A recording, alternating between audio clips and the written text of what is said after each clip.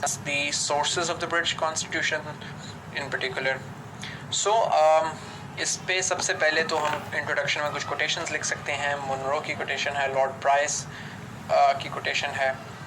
Then we can delve into some of the theoretical concepts. The first thing which I discussed in the previous lecture as well is that British Constitution is not codified. It is not found in one document which can be conveniently referred to. जैसे पाकिस्तान का आइन है, आइन पाकिस्तान 1973 के constitution को आप एक document refer कर सकते हैं कि एक ये डॉक्यूमेंट है, इसके मुताबिक पूरा मुल्क चल रहा है. यूके इज़ एन एक्सेप्शन के जहाँ पर ऐसा कॉन्स्टिट्यूशन मौजूद नहीं है. It doesn't mean that it's not written. Multiple written documents, and there are thousands of them, which all form part of the British political system. It is a composite of historical documents, statutes, judicial decisions, and conventions. तो constitution होता क्या है? Constitution हमने discuss किया था शुरू में. Divide करता है पावर्स बिटवीन डिफरेंट ऑर्गन्स. वो फंक्शंस बताता है डिफरेंट डिपार्टमेंट्स के. वो उनके रिस्पॉन्सिबिलिटीज़ और रोल्स फिक्स करता है. तो अब बरतानिया में कॉन्स्टिट्यूशन के बगैर ही, रिटन कोडिफाइड कॉन्स्टिट्यूशन के बगैर ये चीज़ें हर इदारे को पता है कि उसकी क्या रोल रिस्पॉन्सिबिलिटी है, उसकी क्या पावर है. वो कैसे हैं? तो हाँ, इसलिए हम कहते हैं ब्रिटेन का कॉन्स्टिट्यूशन अनकोडिफाइड है. यानी कि ब्रिटेन में सारी पावर्स तो डिवाइडेड हैं, रोल्स एंड रिस्पॉन्सिबिलिटीज़ भी हर ऑर्गन को पता है, मगर वो कोडिफाइड नहीं है. वो मुख्तलिफ जगहों से पता है और वो सारी चीज़ें अपनी अपनी जगह पर काम उससे उन चीज़ों के मुताबिक करिए. वो चीज़ें क्या हैं? उनमें सबसे पहले तो लॉज ऑफ द कॉन्स्टिट्यूशन है. तो ब्रिटिश कॉन्स्टिट्यूशन के एसेंशियली दो हिस्से हो गए. एक तो लॉज ऑफ द कॉन्स्टिट्यूशन, ये वो एस्पेक्ट्स हैं कॉन्स्टिट्यूशन के जो रिटन है, कोडिफाइड नहीं, रिटन, यानी कि आपको रिटन शक्ल में मुख्तलिफ जगहों पे मिल जाएंगे. और दूसरा उसकी कन्वेंशंस. ये दो हिस्से हैं ब्रिटिश कॉन्स्टिट्यूशन के. कन्वेंशंस बिल्कुल अनरिटन है, ये बेसिकली वो ट्रेडिशंस हैं जिनके ऊपर चीज़ें चल रही हैं. सो जो लॉज इटसेल्फ हैं, जो रिटन पार्ट्स हैं, कि जिन चीज़ों को आपको रिटन हवाला मिल जाएगा, एक डॉक्यूमेंट में नहीं लेकिन मल्टीपल में, लेकिन रिटन बहरहाल मिल जाएगा. उसके अंदर भी सबसे पहली जो चीज़ आती है मज़ीद, वो सबसे पहली चीज़ है हिस्टोरिकल कॉन्स्टिट्यूशनल डॉक्यूमेंट्स. तो जो बड़े बड़े हिस्टोरिकल कॉन्स्टिट्यूशनल डॉक्यूमेंट्स वो हैं जिनकी वजह से हिस्टोरिकली मोनार्की से पार्लियामेंट्री फॉर्म की तरफ शिफ्ट आया आपका. इसकी बहुत इंपॉर्टेंस है. जैसे हमने लास्ट लेक्चर में डिस्कस किया, refer back to them that lecture if you want to recall. Magna Carta, partition of rights, bill of rights. तो ये हिस्टोरिकल कॉन्स्टिट्यूशनल डॉक्यूमेंट्स हैं. दूसरे वो हैं जो पार्लियामेंट ने खुद कानून साजी करके अप्रूव किए हैं, जिनके अंदर act of habeas corpus, act of settlement, parliamentary acts of 1911 to 49, constitutional reform act. Basically इस कॉन्स्टिट्यूशनल रिफॉर्म एक्ट के ज़रिए यूके सुप्रीम कोर्ट बनाई गई थी, अपॉइंटमेंट ऑफ जजेस वगैरह रेगुलेट की गई थी. तो ये दूसरा हिस्सा है लॉज ऑफ द कॉन्स्टिट्यूशन का. तीसरा judicial decisions and the common law. कानून वो चलता है यूनाइटेड किंगडम के अंदर, कॉमन लॉ जिसको हम कहते हैं, जो कि बेसिकली कोर्ट के डिसीजन से बना है. सो कोर्ट ने मुख्तलिफ इशूज़ के ऊपर मुख्तलिफ जजमेंट्स दी हुई हैं. जहाँ पर क्लैरिटी नहीं थी, लोग लिटिगेशन लेकर कोर्ट में जाते थे, क्योंकि कॉन्स्टिट्यूशन नहीं था तो कोर्ट्स में चीज़ें जाती थी, तो कोर्ट उसके ऊपर डिसीजंस देती थी और आहिस्ता आहिस्ता उस पर लॉ बनता चला गया कोर्ट्स के डिसीजंस की बेसिस पे. तो कॉमन लॉ के मुतालिक कहा जाता है कि it's a system of jurisprudence that is based on the doctrine of stare decisis. Stare decisis is Latin for judicial precedents. Precedents ये हैं कि पुरानी कोर्ट ने पहले, सुपीरियर कोर्ट ने क्या फ़ैसला किया, जूनियर कोर्ट वो फॉलो करेगी. ये एक प्रेसिडेंट की शक्ल है. दूसरी शक्ल ये है कि आपकी पुरानी कोर्ट ने क्या फ़ैसला किया था इसी मामले के ऊपर 5 साल पहले, और आप उसी को फॉलो करते हैं और उसी को नाफिज करते हैं. ये भी जुडिशियल प्रेसिडेंट है. तो ये जैसे कि मैंने यहाँ पर भी लिखा. सो डाइसी के मुताबिक English law is judgement. So rights of citizens जो आज ब्रिटिश पार्लियामेंट इंजॉय कर रही है, ब्रिटिश सिटीजनरी इंजॉय कर रही है, these are the result of a lot of cases contest, result of the contests, cases contested in court, sorry, cases contested in courts. या so ये आइडिया है. ये भी लेकिन जुडिशल, ये भी चूँकि रिटन शक्ल में मिलते हैं, यानी जुडिशल जजमेंट्स जो हैं वो आपको रिटन शक्ल में मिलती हैं, तो इसलिए दे part of the laws of the constitution because it's the written part. चौथी चीज़ जो रिटन शक्ल में आपको कॉन्स्टिट्यूशन की मिलती है वो कमेंट्रीज ऑफ एमिनेंट जूरिस्ट. बड़े बड़े कानून दानों ने बरतानिया में जो बड़ी अपनी कमेंट्रीज लिखी हैं कानून के ऊपर, जो प्रिंसिपल्स लिखे हैं, वो इसका हिस्सा बनते हैं. जैसे कि मैंने 3 रेफरेंसेस दी हैं, sir William Anson's, law and custom of the constitution, Erskine May, parliamentary practice, Dicey की introduction to the study of the law of constitution. Dicey is one of the most important historically the legal jurist in UK. ये क्यों important है ये eminent jurists की commentaries? Because इसी को पढ़ के आपके जजेस बनते हैं, इन्हीं को पढ़ के लॉयर्स बनते हैं, यही कोर्सेज में पढ़ाई जाती हैं. तो ऑटोमेटिकली जो एक जनरेशन ऑफ लॉयर्स जजेस बनती है वो इनसे इन्फ्लुएंस होती है. तो ऑटोमेटिकली इन्होंने लीगल सिस्टम की थिंकिंग को इम्पैक्ट किया है. तो ये वो 4 चीज़ें हैं जो आपको रिटन शक्ल में मिल जाती हैं, कॉन्स्टिट्यूशन के वो हिस्से हैं. तो इसलिए उनको लॉज ऑफ द कॉन्स्टिट्यूशन कहा जाता है. जो सेकेंड हिस्सा वो कन्वेंशंस ऑफ द कॉन्स्टिट्यूशन है, जो आपको their conventions are neither made by any legislative authority nor enforced and applied by the executive and judiciary. ना तो ये किसी कानून पार्लियामेंट ने बनाया, ना इसको किसी एग्जीक्यूटिव ने नाफिज किया, ना जुडिशरी इसको इन्फोर्स कर रही है. These are uncodified and unwritten. These are just traditions. जैसे कि कन्वेंशन क्या है कि अगर कोई बड़ा आता है तो आप उठ खड़े होते हैं, दिस इज़ अ कन्वेंशन. अगर कोई बंदा अपना हाथ आगे करता है तो आप हाथ मिलाते हैं उससे, दिस इज़ अ कन्वेंशन. जब आप किसी से जाते हुए गले मिलते हैं, दिस इज़ अ कन्वेंशन. ये कोई लॉ नहीं है, कोई कानून नहीं है, मगर ये फॉलो होता है एज अ ट्रेडिशन. तो पॉलिटिकल कन्वेंशंस एग्जिस्ट करती हैं यूके में बहुत strongly, which is a unique feature of the British constitution. दुनिया में यानी में एग्जिस्ट नहीं करता इस तरह कि as a matter of habit, चूँकि सालों से डेकेड्स बल्कि centuries, for centuries some political conventions have been followed. तो उसके लिए कभी कानून बनाने की ज़रूरत ही नहीं पड़ी. पाकिस्तान में, बरतानिया, अमेरिका में, इंडिया में कानून बनाने की ज़रूरत पड़ी कि जब कोई के प्राइम मिनिस्टर सिर्फ वो बन सकता है जिसकी मेजॉरिटी हो, जो मेजॉरिटी पार्टी से ताल्लुक़ रखता हो. ये कानून में लिखा हुआ है. ब्रिटेन में ये कहीं कानून में नहीं लिखा हुआ. ये as a matter of convention follow होता है कि बस चला आ रहा है सदियों से कि किंग जो है हर इलेक्शन के बाद मेजॉरिटी जीतने वाले को बुला के तो उससे ओथ लेता है, वो चाहे तो ना ले. लीगली उसकी कोई लिमिटेशन नहीं है कि कहीं पे नहीं है लिखा कि मेजॉरिटी पार्टी का लीडर ही प्राइम मिनिस्टर बनेगा, लेकिन किंग उस कन्वेंशन को फॉलो करता है. So they are merely some habits and practices which regulate the working by the people because they are very helpful in the smooth working of the government. These are highly respected by the British electorate and leadership. It has enabled British political system to adapt and evolve over time. What is the sanction behind conventions? कि ये convention sustain किस तरीके से कर रही हैं इतनी, और ये कैसे इतनी रिगरसली फॉलो होती हैं. तो इसके ऊपर 3 ओपिनियंस है डिफरेंट. डाइसी कहता है कि अगर कन्वेंशन को वायलेट किया जाएगा तो उसकी लॉजिकल कॉन्सिक्वेंस ये होगा कि इवेंचुअली कोई ना कोई लॉ भी नेक्स्ट स्टेप पे ब्रेक होगा. So violating a sanction which is not a problem, violating a convention which is not illegal, मगर उससे ऑटोमेटिकली एक ऐसा ट्रिकल डाउन इफेक्ट होगा कि आपसे कोई ना कोई आगे लीगल चीज़ भी ब्रेक होगी. हैंस अल्टीमेटली इस डर की वजह से कोई बंदा पॉलिटिकल सिस्टम के अंदर इन कन्वेंशंस को वायलेट नहीं करता.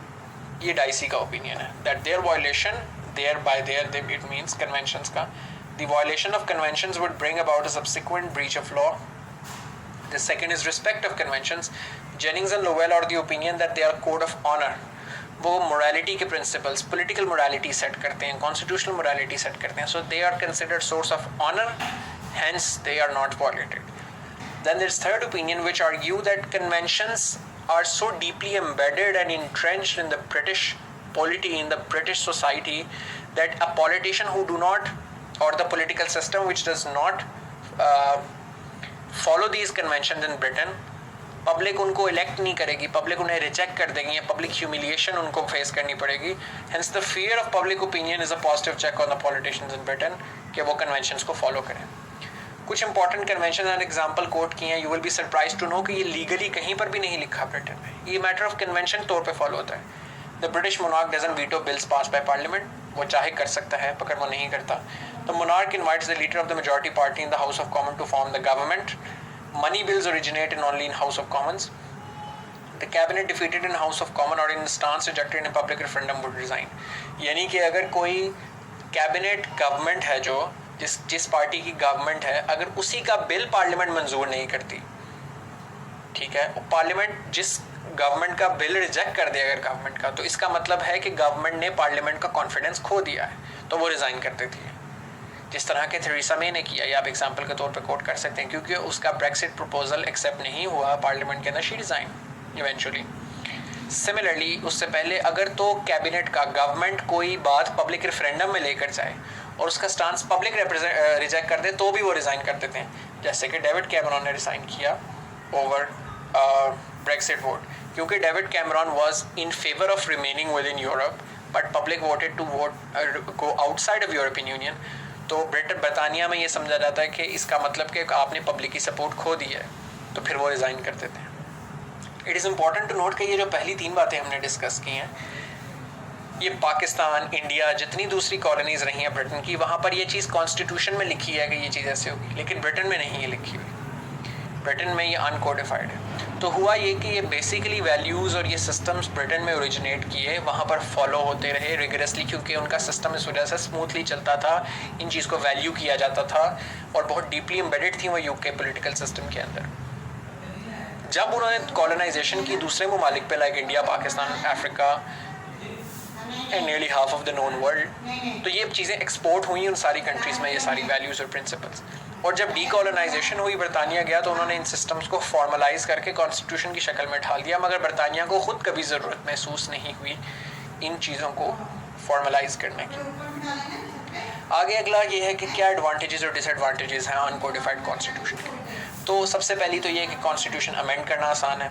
अगर आपने एडवांटेजेस बताने हैं तो definitely this should be over some other country ना, तो इसलिए कंपैरिजन के लिए हम यूएस वगैरह से कंपैरिजन कर सकते हैं। तो it's easy to amend the constitution. जो कॉन्स्टिट्यूशनल सिग्निफिकेंस की लेजिस्लेशन है वो ईजिली की जा सकती है, चूँकि अमूमी तौर पे जहाँ पर रिटन कोडिफाइड कॉन्स्टिट्यूशंस होते हैं वहाँ constitution amendment process is even difficult than law making process. Law making के लिए 50% चाहिए होता है, 50% +1, बट कॉन्स्टिट्यूशनल अमेंडमेंट के लिए आपको ज़्यादा चाहिए होती है। जैसे यूएस के अंदर आपको 2/3 मेजॉरिटी चाहिए होती है दोनों हाउसेस में, हाउस ऑफ रिप्रेजेंटेटिव्स में भी और सेनेट में भी, and then 3/5 ratification by the senate, यानी 3/5 of the states, which is how much, 30 something, 50 में से 37, 35, आई डोंट नो। तो मतलब काफ़ी ज़्यादा स्टेट्स की अपनी असेंबलीज भी रेटिफाई करें, फिर जाके कोई कानून में तरमीम होती है। तो it's a very difficult process. तो इम्पॉर्टेंट चीज़ें, जबकि चूँकि कोडिफाइड कॉन्स्टिट्यूशन नहीं है, एक आम लेजिस्लेशन की तरह ही कोई तरमीम की जा सकती है, कोई कॉन्स्टिट्यूशनल सिग्निफिकेंस की चीज़ पास की जा सकती है ब्रिटेन के अंदर। Similarly it's more flexible and adaptable. अब इसके लिए एग्जांपल के तौर पे मैंने डेमोन्स्ट्रेट किया है कि बरतानिया में स्लेवरी अबॉलिश सिर्फ एक एक्ट के ज़रिए ऐसे कर दी गई 1833 के अंदर। When the parliament felt that it should be abolished, it was abolished. But US के अंदर जहाँ कोडिफाइड कॉन्स्टिट्यूशन था, वहाँ पर it took a war for them to abolish slavery and then pass that legislation. Why? Because जो institutional conservatism एक होता है, क्योंकि codified चीज़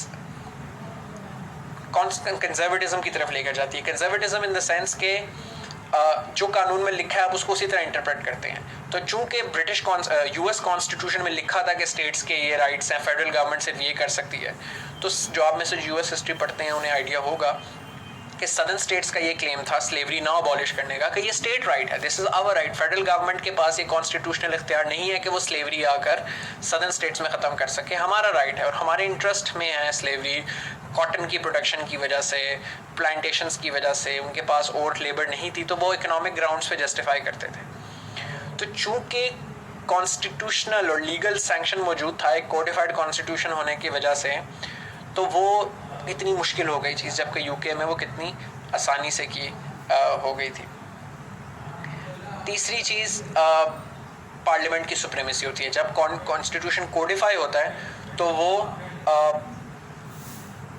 हर एक की पावर्स को लिमिट कर देता है, वो जुडिशरी को भी पावर देता है, क्योंकि कोडिफाइड कॉन्स्टिट्यूशन का मतलब है जुडिशरी बहुत पावरफुल हो जाएगी, because now judiciary is going to interpret that codified constitution and then enforce that, hence then it can फिर उस कॉन्स्टिट्यूशन के टच स्टोन पे, कोडिफाइड कॉन्स्टिट्यूशन के टच स्टोन पे वो डिफरेंट लॉज को अल्ट्रा वायरीज भी डिक्लेयर कर सकती है जुडिशरी।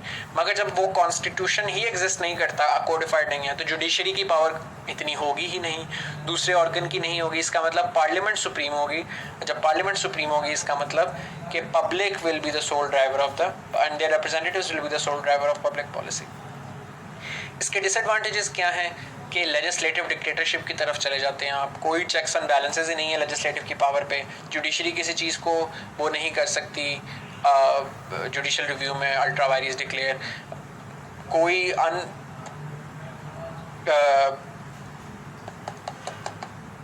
ये नहीं आएगा यहाँ पर, इधर बेसिकली आएगा कि किस तरीके से कोई चेक्स एंड बैलेंसेस आपके नहीं रहते लेजिस्लेटिव पावर के ऊपर। दूसरा, इंस्टेबिलिटी नेशनल पॉलिसीज, बिकॉज जो भी नई गवर्नमेंट आएगी उसकी पावर पे कोई लिमिटेशंस नहीं है, कोई एग्जीक्यूटिव ऊपर से नीचे से, कोई जुडिशरी उनको लिमिट नहीं कर सकती। Hence every new government will have ability to change things dramatically, और स्टेबिलिटी और कंटिन्यूटी इन पॉलिसीज नहीं आती। तीसरा पॉइंट इसके अंदर ये है कि सेफगार्ड ऑन सिविल लिबर्टीज नहीं एग्जिस्ट करते फॉर्मली। अभी हम थियोरेटिकली बात कर रहे हैं तो हर कॉन्स्टिट्यूशन के अंदर ह्यूमन राइट्स का सेक्शन होता है। यूएस में पहली 20 अमेंडमेंट्स को बिल ऑफ राइट्स कहा जाता है और वो बेसिकली राइट्स प्रोटेक्ट करते हैं। पाकिस्तान में, इंडिया में फंडामेंटल राइट्स के पूरे चैप्टर्स मौजूद हैं and they are justiciable, they are enforceable, courts उसको इन्फोर्स करती हैं, वो आप उसको किसी सूरत वायलेट नहीं कर सकते, उनके खिलाफ कोई लॉ नहीं बन सकता, so on and so fourth. तो फंडामेंटल राइट्स होते हैं जैसे यूएस में है, पाकिस्तान में, इंडिया में। मगर जब अनकोडिफाइड कॉन्स्टिट्यूशन होता है तो उसमें फिर ये सवाबदीद पे आ जाता है, ये फिर गुडविल पे है लेजिस्लेचर्स की, पॉलिटिशियंस की, जुडिशरी की, कि वो इस चीज़ को प्रोटेक्ट करें, लेकिन कोई लीगल बैकिंग नहीं है उस चीज़ की फॉर्मल प्रोटेक्शन के अंदर। तो I would strongly encourage you to watch a few videos on uncodified nature of British Constitution, advantages and disadvantages of that, to